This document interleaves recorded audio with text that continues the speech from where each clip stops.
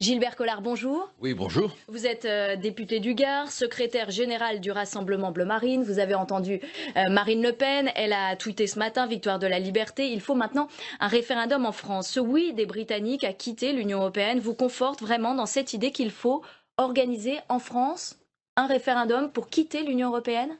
Écoutez, aujourd'hui, on peut dire que Cambronne est anglais. Le Brexit, c'est quand même l'expression d'un peuple vers la souveraineté, la liberté. Les Françaises et les Français, en 2005, s'étaient quand même exprimés. Nicolas Sarkozy leur a volé l'expression de leurs paroles.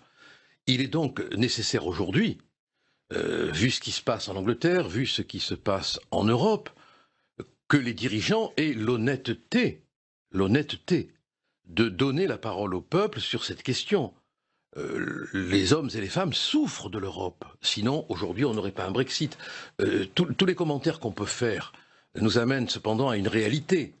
C'est que le peuple anglais, dans sa majorité, avec une participation énorme, donc on ne peut pas dire que c'est un vote limite, a dit on veut plus de l'Europe. Bon, et on sent que dans la population française, dans les populations européennes, il y a un véritable ras-le-bol de cette Europe carcan. Vous faisiez référence à l'instant à la Constitution, au vote sur la Constitution en 2005. Bruno Le Maire s'est exprimé à ce sujet ce matin. Je vous propose de l'écouter. C'est important, oui. Et puis on réagit juste après. Est-ce que l'Union européenne est morte ce matin? Non, mais ce qu'on vient de comprendre, c'est qu'elle peut mourir. Et je pense que la France a une responsabilité historique dans cette situation. C'était de ne pas avoir compris qu'après le référendum de 2005, le non français, on ne pouvait pas ignorer le vote du peuple français. On l'a ignoré, je l'ai reconnu. Je pense que nous portons tous une responsabilité considérable. Je pense que tous ceux qui ont dirigé la France depuis des décennies et qui ont cru qu'on pouvait faire avancer l'Europe contre le peuple, le peuple il comprendra bien un jour que c'est pour son bien qu'on fait tout ça, on ne va quand même pas leur donner la parole. Alors Gilbert Collard, vous pensez vraiment qu'aujourd'hui, les Français voudraient quitter l'Union européenne?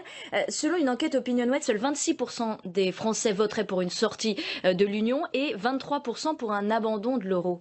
Oui, non, mais les sondages disaient aussi que c'était le oui qui allait perdre en Grande-Bretagne. On n'est pas dans les mêmes proportions, là. Non, mais moi, les sondages, je m'en fous, franchement. Parce que je crois que le peuple, il s'exprime quand il vote. Bon, les sondeurs ont parfois raison, ils ont parfois tort.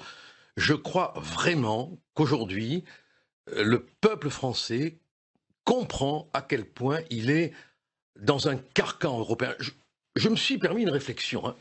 J'ai écouté comme vous les informations pour me tenir au courant. Et je me suis dit, mais quand même, il y a un événement majeur. On le qualifie d'historique. Et là, pour une fois, il l'est. C'est pas comme un match de foot ou un but historique. Non, c'est un événement historique. Personne ne demande la démission du président du Conseil, de la Commission ou du Parlement européen. Personne. On a le sentiment que ces gens sont intouchables comme des coffres-forts. Aucun d'eux n'a de compte à rendre. C'est ce que vous demandez, vous, ce matin? Mais ça me paraît une évidence. On dit que Cameron doit démissionner. Bon, ça va être une conséquence normale du jeu politique anglais. Mais ces trois responsables, financiarisés jusqu'à l'os, bon, ils n'ont pas de compte à rendre. Ça montre à quel point l'Europe est quelque chose, enfin la direction européenne est quelque chose aujourd'hui qui échappe, mais complètement à la vision démocratique.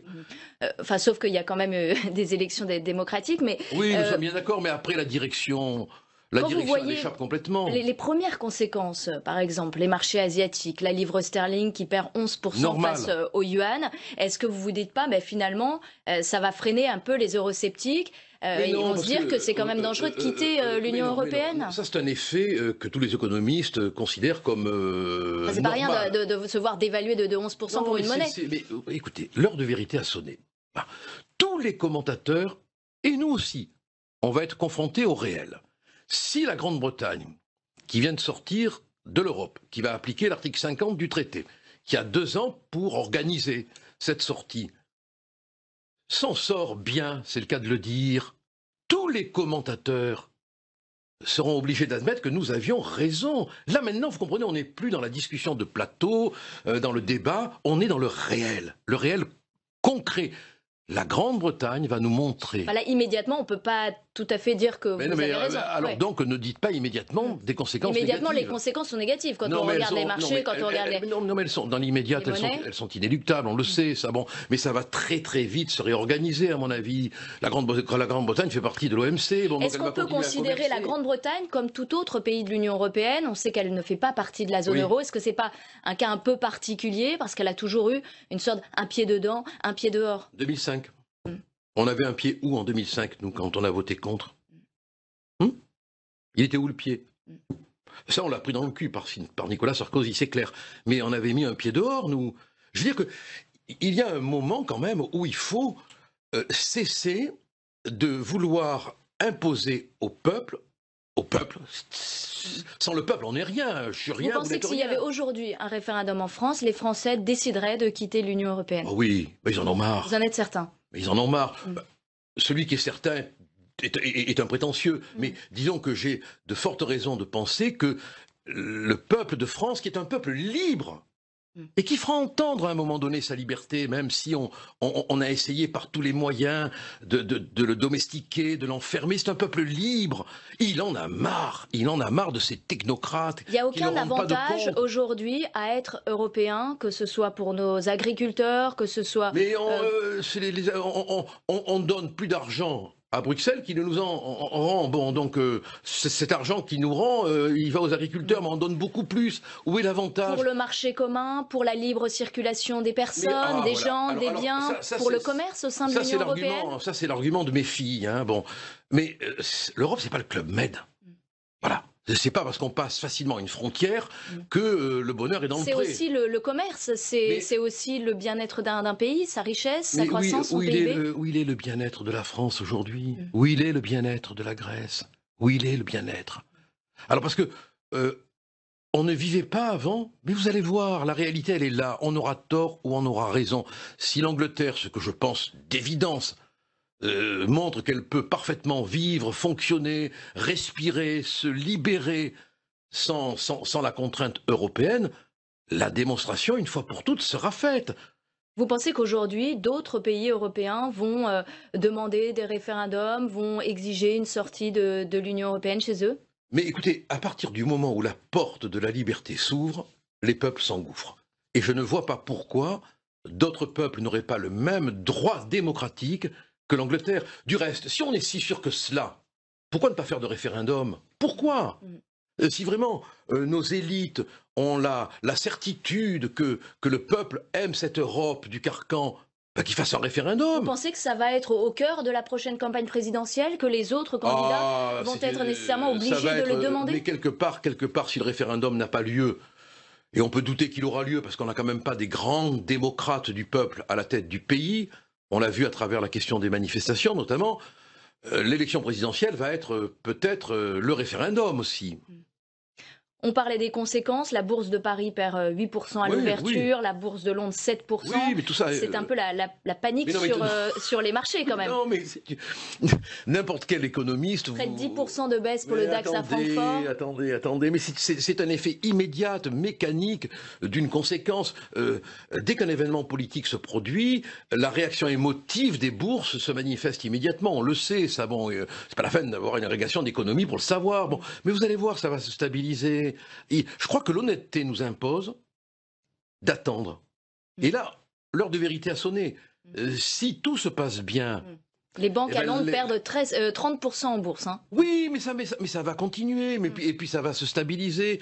Et puis la Grande-Bretagne, qui fait partie quand même de l'OMC, va négocier, va continuer à signer des contrats, elle va commercer. Enfin, vous croyez quand même pas que le monde économique va s'arrêter parce que la Grande-Bretagne sort de l'Europe. Au contraire, elle va trouver une espèce de on a quand même l'impression de retrouver un peu les chiffres de la crise financière de 2008, là, quand on regarde ces effondrements en bourse. Attendez, mais là, il faut faire quand même un peu d'économie. Les mécanismes ne sont pas les mêmes. Aussi, ouais. Non, mais vous ne pouvez pas se souvenir que les mécanismes sont les mêmes. Non, vous avez trop de culture économique. Bon, les mécanismes sont tout à fait différents. Ça a commencé par l'effondrement des banques aux États-Unis. Sauf que... Mais ça n'a aucun rapport. Là, on a un fait qui a qui provoque une onde de choc émotionnel, qui a un impact inéluctable sur les bourses. Mais vous allez voir que les choses vont se stabiliser, à mon avis, très très vite, et que, croyez-moi, la finance toujours reprend ses droits, hein, et l'Angleterre commercera, et à mon avis, avec délesté de ce poids que nous allons continuer à porter.